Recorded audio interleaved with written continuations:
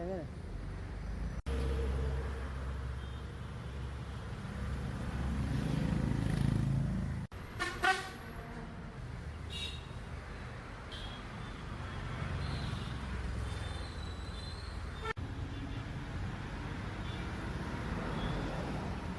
ഇതിൻ്റെ നമ്മുടെ എന്താണ് ഉണ്ടല്ലേ പയർ ഉണ്ടായി വരുന്നേ ചെറിയ പയറുണ്ടായി വരുന്നുണ്ട്. നിങ്ങൾ കണ്ടോ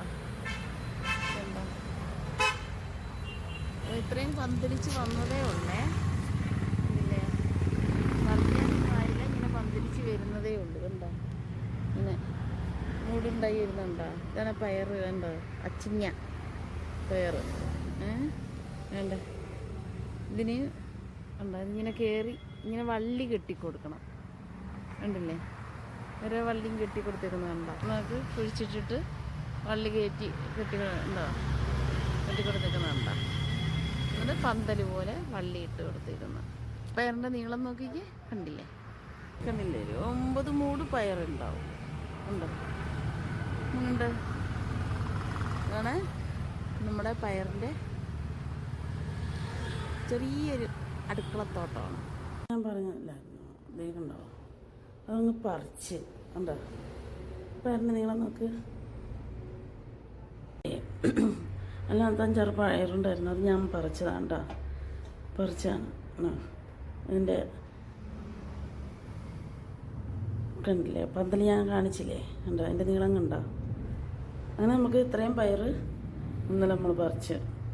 ഞാൻ പറിക്കണ്ടെന്ന് പറഞ്ഞു, പക്ഷെ എന്നാലും ഞാൻ പറിച്ച്. എന്നാൽ അപ്പച്ചൻ്റെ കൈപ്പുണ്യം കിട്ടിയതാണ് അവന്. കണ്ടോ എന്ത് നട്ടാലും ഇങ്ങനെ ഉണ്ടാവും.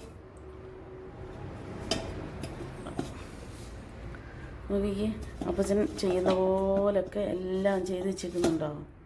അതാണ് എൻ്റെ അപ്പച്ചന്. എന്ത് നട്ടാലും ഒരു കപ്പയൊക്കെ നട്ട് കഴിഞ്ഞാൽ ഒരു 10 പേര് വേണം അത് പിടിക്കണമെങ്കിൽ.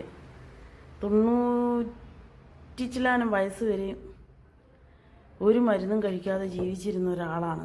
കണ്ടോ എൻ്റെ ചെറുപ്പത്തിൽ ഞാൻ കണ്ട ഒരാളാണ്. കണ്ടോ കൃഷി ചെയ്ത് കഴിഞ്ഞാൽ ഭക്ഷണത്തിന് യാതൊരു ബുദ്ധിമുട്ടും ആർക്കും ഉണ്ടാവില്ല.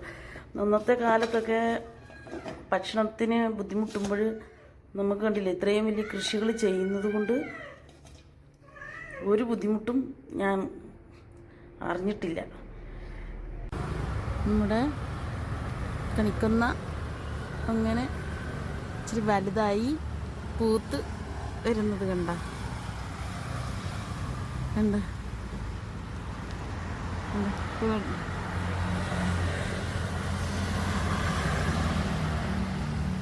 ഇത്രയായി.